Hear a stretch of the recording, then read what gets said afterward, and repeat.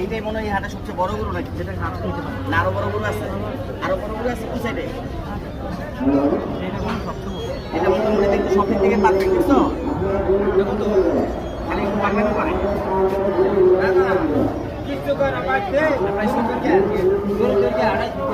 এটা দামটা বলছে কাকা? ওই টাকা দাম বলছে না, দাম বলছে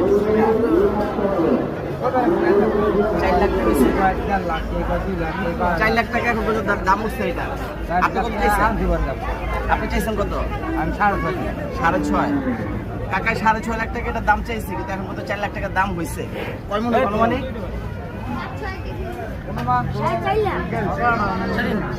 কাকার অনুমান হয়তো বা 17 থেকে 18 মন হইব,